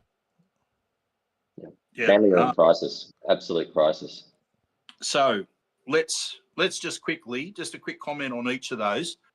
Latrell Mitchell back, big in for South, make a huge difference. Chris? Well, I think the really interesting thing is more where he's playing. So he's been named in the centres, and Jai Gray, who's the Dalian Player of the Year, front runner right now, is being kept at fullback. So Latrell, we've seen at origin level and rep level, play brilliantly in the centres, and obviously he was good there for the Roosters before he joined South. It's also just a lot of money to be paying over $1 million a year for a guy who's playing in the centres. And if Jai Gray continues to evolve in the level at the rate that he is, then they're going to struggle to keep both with the money invested in Latrell. I actually kind of feel like Latrell in the centres is great. It's going to put your salary cap way out of whack when you're paying one of your centres over $1 million. So I'm interested to see how Souths go with this particular structure. But if there's ever going to be a coach you back to make it work, it's going to be the old fox, Wayne Bennett, because I think doesn't matter what hands he's dealt, the teams that come up trumps pretty much. And most people had written off Souths with Cam Murray and Latrell out, and they're sitting, I think they're on 6 points, so they're doing okay. And I think a lot of that's down to maybe the calming influence that Bennett has had. Yeah. John, Nathan Cleary back for Penrith. I'm Obviously, it's little bit surprised there. Well, I suppose I'm surprised when I think I shared this with you. I was down at the park playing with my dog and my brother's dog when we sort of had the game on Foxtel Go, and one of my brother's mates texted my brother saying Cleary's done the silly salmon and knocked himself out, and we thought it was the fence's response, like when you get knocked out and you do something crazy, but no, he actually was a salmon in the air and knocked himself out doing the silly salmon. Again, it looked like a bad concussion, but he's been out for the mandatory minimum, I guess. So he's back. Clearly a huge inclusion for Penrith. The fact that you've seen, and look, Penrith struggles go beyond Cleary being out because we've seen them thrive without him in the past, but it's not a coincidence that in the last round you've seen the Melbourne Storm struggle without Jerome Hughes. You've seen the Penrith Panthers look like an absolute rabble without Nathan Cleary amidst all the other issues they've had with that roster continuing to be picked away at by opposition teams. And then also the Parramatta Eels. Again, Mitchell Moses is not a silver bullet, but the games against Canterbury and Manly, and maybe even the West Tigers because of the opportunities we had early on, there is a very plausible argument that we are, in it up to our eyeballs of Mitchell Moses there, but maybe we win all three. And that's just the difference that a half makes, especially the caliber of those three, the top three halves in the game, at least when it comes to pure sevens. So, yeah, big inclusion there for Penrith. And who have they got this week? They have it's going to be the last game, is it? No, is it the first game? They are the second game, the Cowboys. So I would expect them to account for North Queensland, given that it's a Penrith game. It's at CommBank, but it's a Penrith home game. Even though the Cowboys did look better last week, and Cleary's inclusion is huge. Yeah, and I guess that's when I'm saying is a big inclusion. What I wanted to get at there is the Panthers have lost 3 games this season. 2 with Cleary in, 1 with them out. Are they still a premiership threat when he, with him in the team, and I know they've had Edwards out, are they still capable of winning the title this year? Who are you throwing to, Chris or myself? No, I'm throwing it back to you there, John. Okay. I think that this is by far and away the weakest Penrith has been since, 2019? Because 2020 was their first grand final, right? Yeah. Yeah, where they lost to Melbourne. This is by far the weakest they've looked in a prolonged or at least extended period across multiple games. I think that this is going to be their most difficult premiership to get to, but by the same token that if they can stay in the hunt within, let's say, 3 to 4 rounds to go, they're the kind of team that can find the premiership form in that window to then storm into the finals. So this comes back to the idea that you always put out there that you don't win premierships in March and April, but you can lose them. I think that Penrith could feasibly lose a lot of ground right now. I think that they're vulnerable.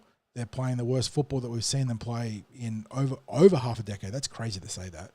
Over half a decade.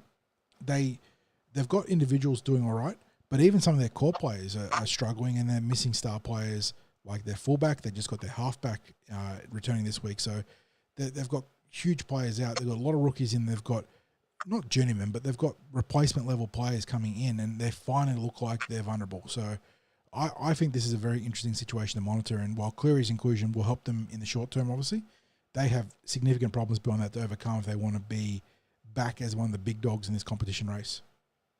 Yeah. Now, Chris, I know we're going to lose you very shortly because you have a meeting to get to. Just very quickly, do the Tigers really come back to the pack without Luai? I think they do.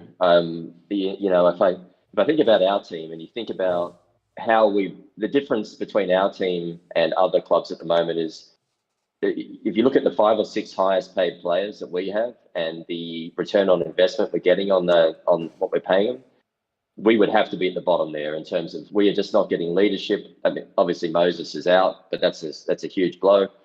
Dylan Brown's not performing to the level we need him to. And then you look at the other highest paid players we've got. Junior's been putting in a shift, so he's been doing okay. But Madison, Lane, Cartwright, guys like that are just, not aiming up to the level that other clubs have got their highest paid players going at. So it's true as well for any club, but particularly the Tigers.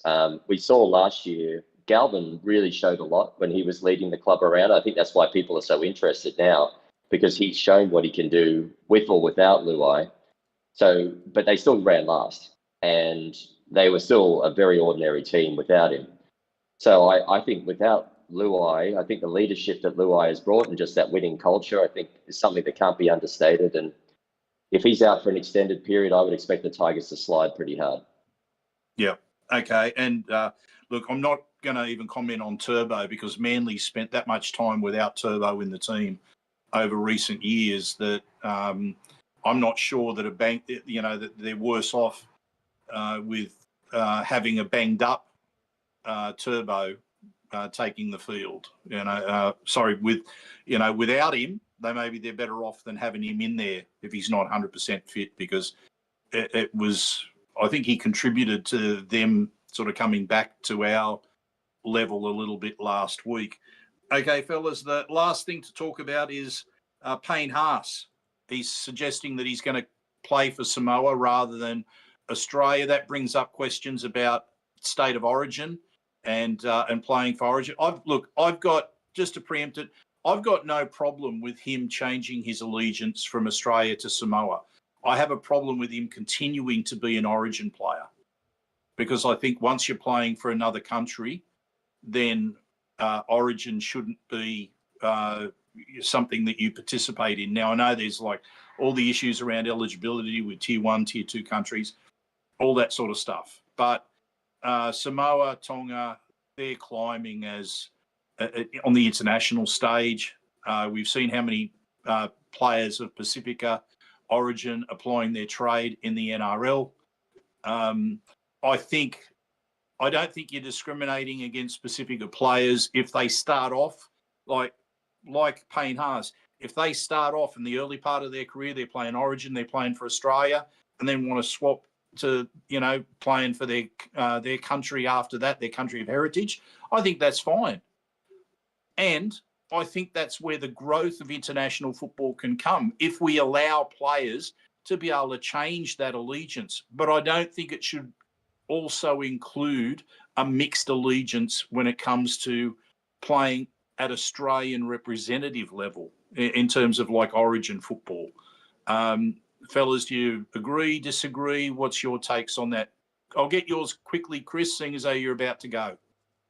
Yeah, my view is a little different to yours, 60s, and I think that you either dilute Origin or you dilute the international game, and I think there's been a renewed commitment to the international game recently. The World Cup in the UK was fairly successful. Obviously, it's still heavily imbalanced in terms of Australia red-hot favourites every time, but I think the rise of the Pacifica nations is something you want to encourage in terms of international rugby league. And I think that if you take away the potential for them to play Origin, because they're remunerated heavily for that, and let's not forget that these players who do play for the Pacifica countries are usually taking a big salary hit as well, because they're doing it. They get paid much less than the Australian Kangaroos players do. I personally don't mind them supplementing their income with the Origin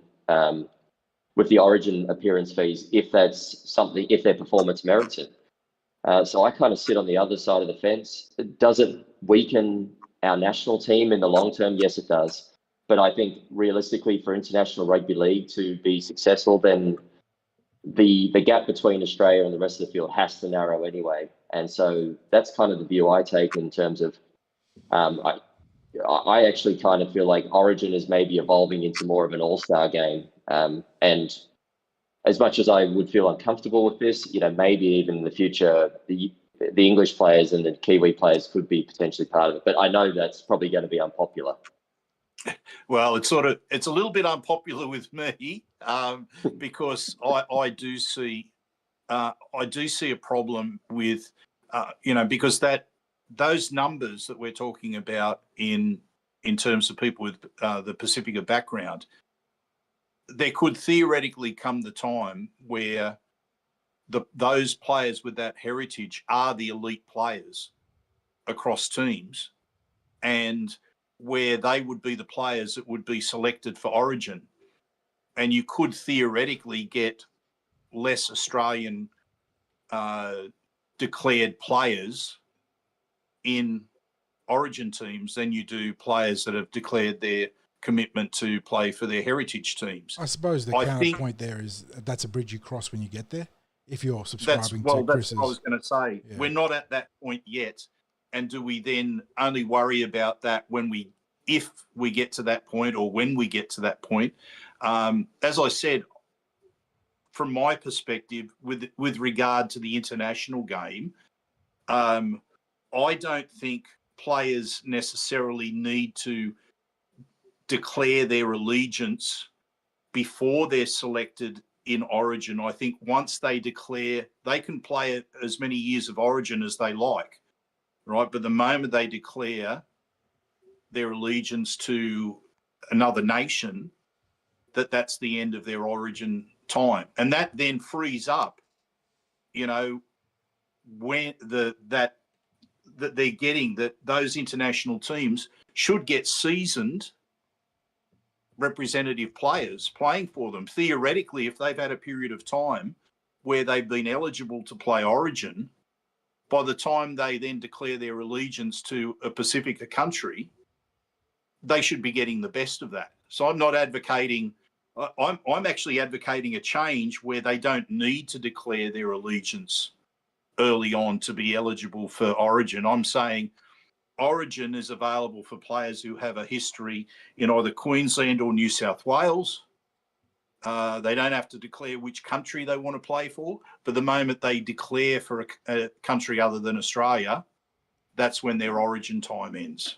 So it still becomes a pathway to experience for them, and to develop them as international players until such time as they become an international player. Gents, I'm going to have to jump. Good debate, and I'm sure you'll bring it home strong for the rest of the show. Thanks for having me on, Chris. Absolutely. Yeah, mate. Thanks, guys. Sorry you'll miss the last hour of this. See you, fellas. Catch you, mate. See you, mate. Oh, I got rid of that one. Now, So, I need to just ship things around because we have this one. Sorry, we have to change our setup to get you back on. There we go. Where have you gone? There you are. Okay, so we've now got our stream back set up correctly. Look, I'm caught in betwixt and between 60s. I definitely understand where Chris is coming from, and if you're putting on your NRL hat and being very pragmatic about this, you want to maximize your money. You want to make sure the product is the best it can be, and that means allowing dual eligibility on a state and international level. I don't know. I am torn either way on this one because, historically and the sort of tradition of State of Origin certainly holds a very special and unique place in not just rugby league but world sport, and you want to preserve that as much as you can. And in a way, you'd still back these hypothetical dual eligible players to be fired up and bring the aggro and passion for Origin, but does it dilute the product too much? I don't know. If I were to be cynical, I think that we're heading towards dual eligibility in that regard, just because commercially it makes the game a better product. And we know that Origin is one of the biggest money spinners, one of the most important showpiece events for the game in terms of viewership numbers and impressions across Australia. So I think that's where we're going. I think fittingly, if you see the Aussies jersey in the back there, that's a legendary 08 jersey signed by the entire squad, I believe. Of course, being the fabled team that lost the World Cup. So very fitting to this discussion about the importance of international football and State of Origin. But yeah, one of the more rare Australian jerseys, I would argue, given that it comes with the loss rather than the win. I don't know, mate. This is above my pay grade.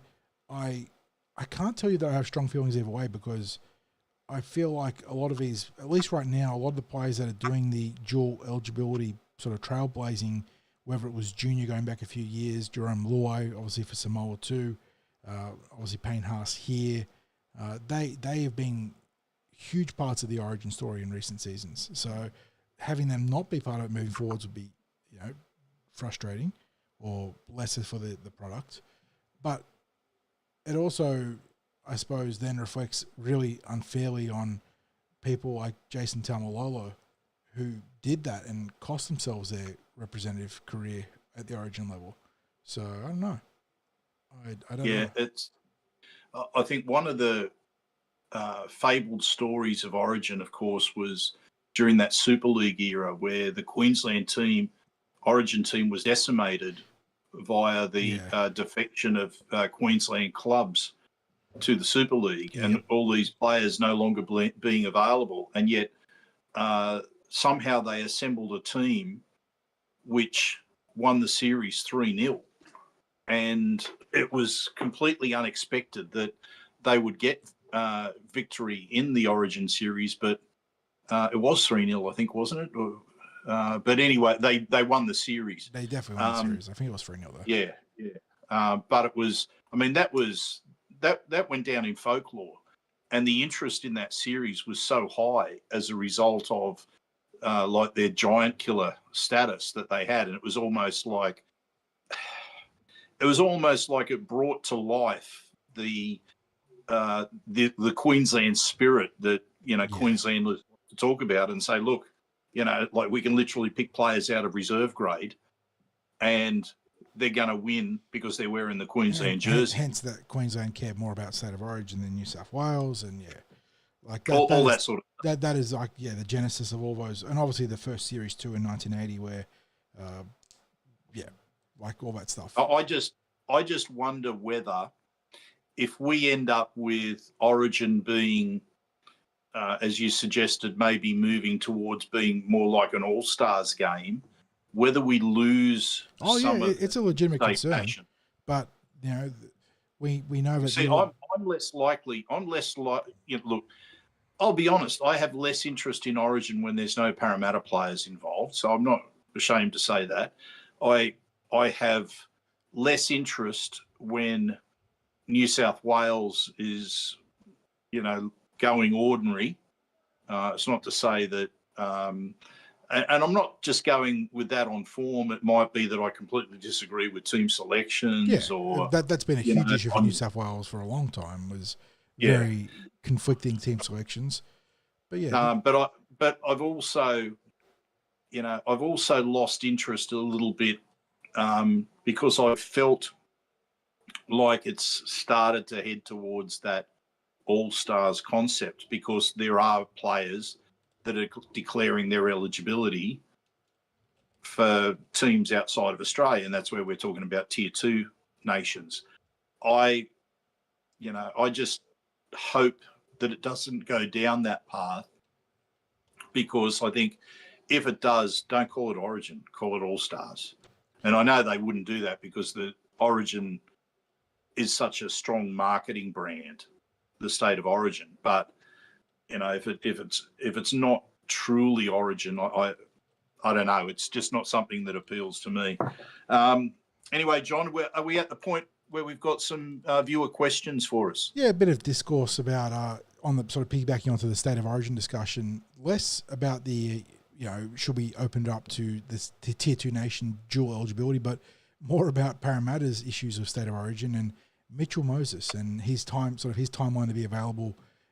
Unfortunately, very, very neatly for a selection for the Blues.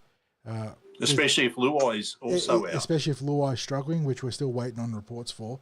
But, there's definitely a sentiment. I mean, Jamie talks about it. Is it bad to want Moses to step back from rep duty for the next 12 months? We've barely been full strength since the 22 grand final. I don't think we've been full strength since the 22 grand final. I think you'd be hard-pressed to find a round where we're actually been full strength. But, I don't think that's a unfair or unpopular sentiment there. Mitch will obviously be pushing for Origin, I think, because of the legacy that he's sort of opened up now. But I don't think it's selfish as a Parramatta fan to just want him to be there available for the blue and gold rather than the sky blue. Yeah. What else? Just a general sentiment that Samoa are looking to be pretty strong moving forwards if Payne Haas does defect. I mean, we spoke about it Jerome Luai, Payne Haas. I think Stephen Crichton's there, Brian To'o. There's a whole host of other players there, so it is a formidable team. And in the macro picture of international rugby league, I love it. This is great. The international scene's always had Australia, always had New Zealand, always had England in some capacity, and obviously that's sort of gone up and down here and there for New Zealand and England, but more recently they've been very consistently competitive. New Zealand being better than competitive. But if Tonga and Samoa, and I suppose for the sake of symmetry and just having that sort of almost European rugby Six Nations-esque competition, if you can find that sixth team, whether it's Fiji, whether it's PNG, Papua New Guinea, yeah, that was one I was trying to get out of my mouth there, whether it's America, if the scene explodes there, having that 16 would be an absolute boon for the international game, gives you an incredible Tier 1 platform to then facilitate Tier 2 growth as well. So definitely big there. But I think that's most of the NRL discussion. We had a bit of fun about how you're going to pitch selling to Lachlan Galvin and having Sean Lane run off your hip being a selling point with the tongue-in-cheek there. But yeah, the NRL questions a lot less. So there was some concerns about the crackdown, but we spoke about them in broad strokes. And Michael Formosa, good to have Michael in chat. I know he's been there for a few comments, but says that, yeah, don't think Mitch can top what he did last year instead of Origin, so he just quit rep footy. I wish it was that simple because I don't think he's ever going to top what he did last year. That was Andrew Johns-esque in 05, coming back to turn the series for the Blues in game 2 and 3, obviously. And John, yeah, I've got a question for you. And relating to Lockie Galvin. Mm-hmm.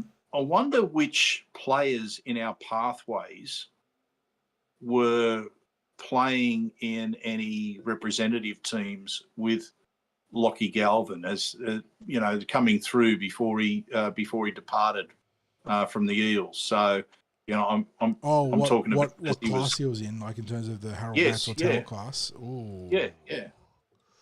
Yeah, and wondering also who might have played at club level with him. Club level is probably outside my pay grade for a question without notice. What year was he in the Eels? We know he was a junior.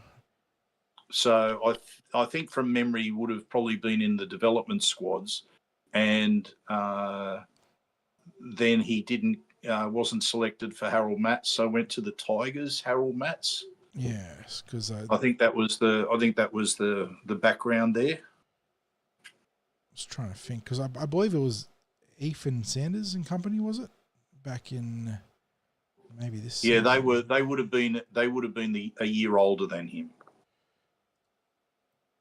So this one here, this is the game I'm thinking of.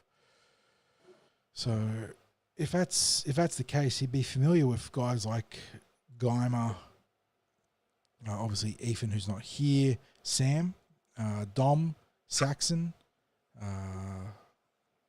and Tyrese. They were part of the round 1 team there.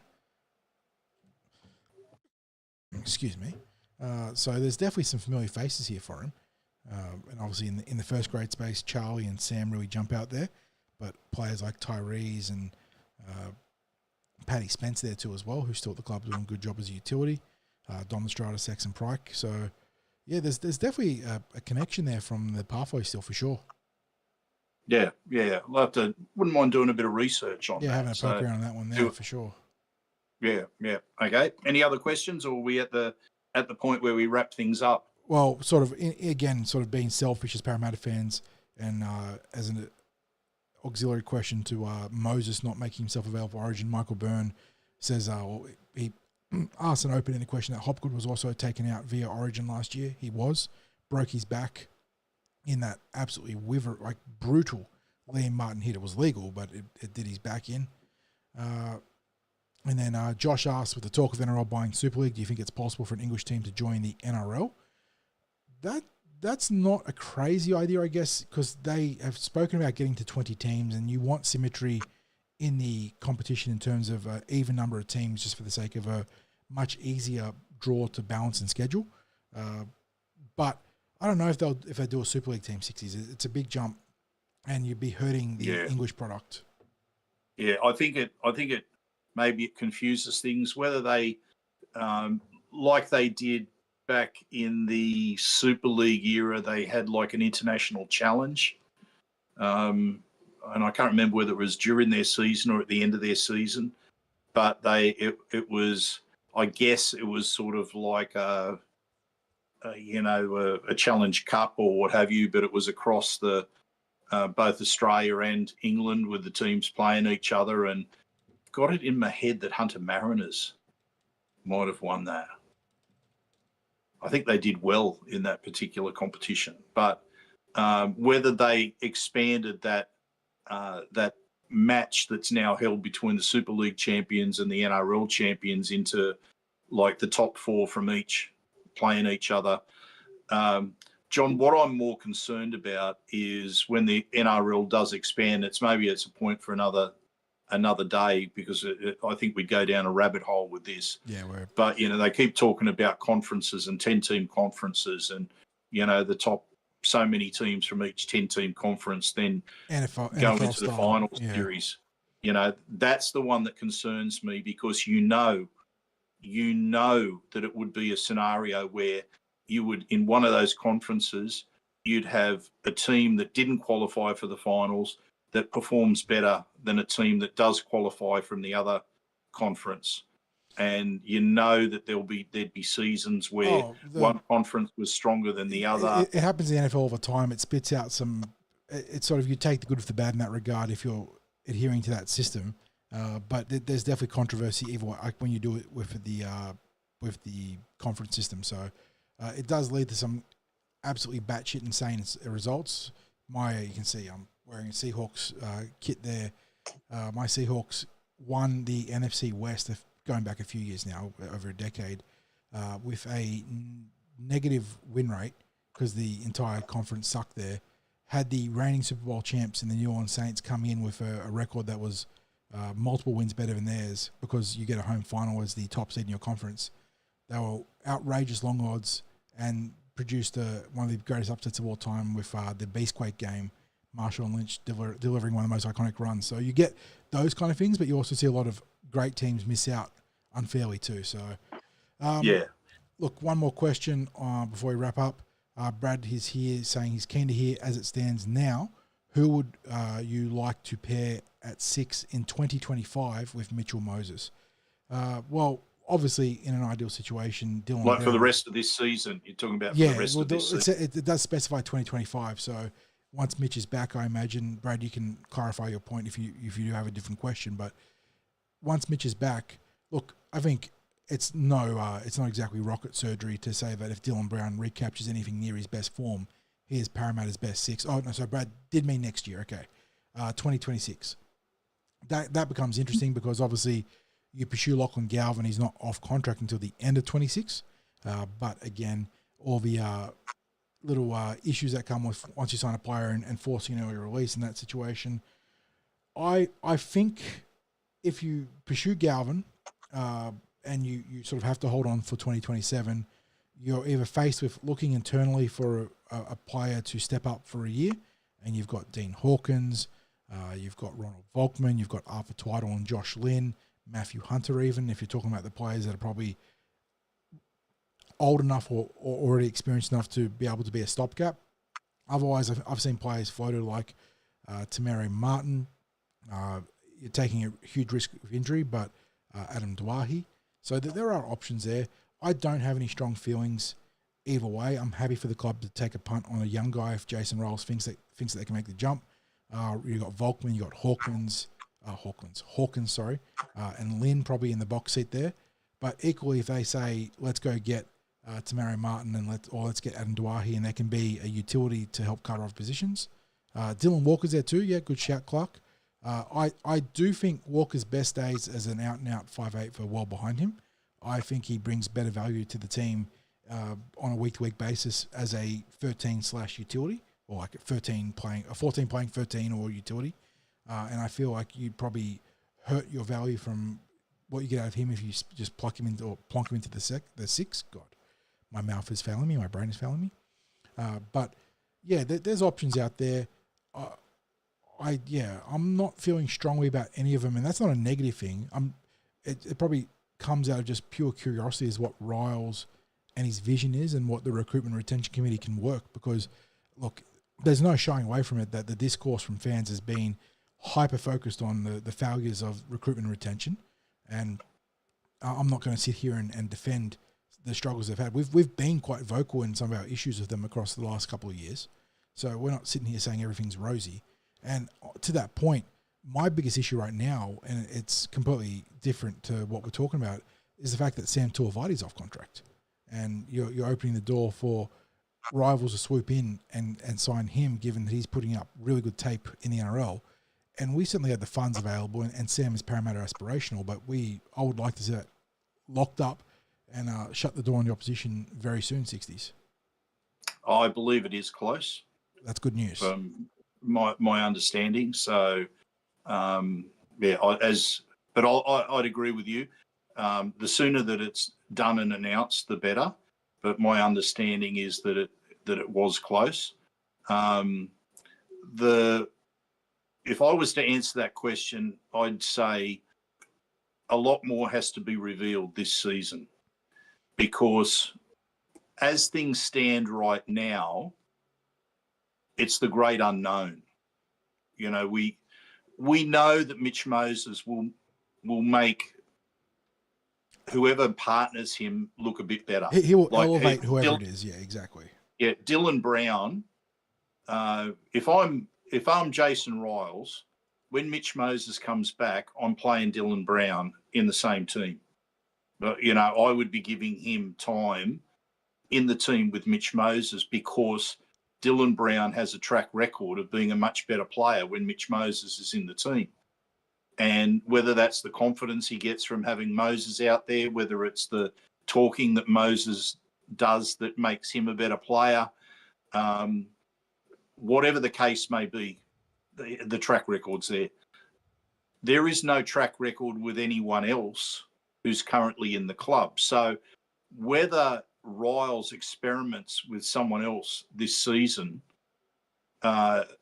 if he doesn't, it's the unknown. I don't know whether we can go into next season with that much unknown or players who are untried at that NRL level, unless Ryles feels that someone in our system is a player out of the box. So my thought is it will, in 2026, it will end up being a recruit. Now, the club will know at some point before November whether they are any chance for Lachlan Galvin. Now, that will either be that he signs with the Tigers, or he says to the Tigers, no, I don't want to sign yet. I want to wait till November.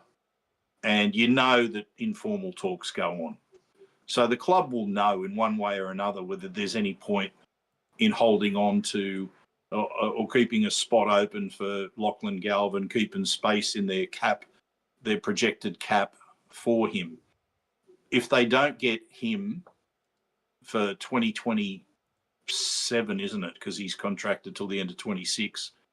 I still think they will end up recruiting someone for the short term. And if they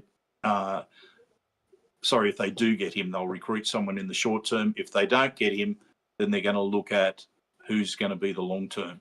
Now, and as I said, for me, you match that offer, go a bit above that offer for the Tigers, because, look, we went with the 5 years with Mitch Moses. I think Galvin's a safe bet.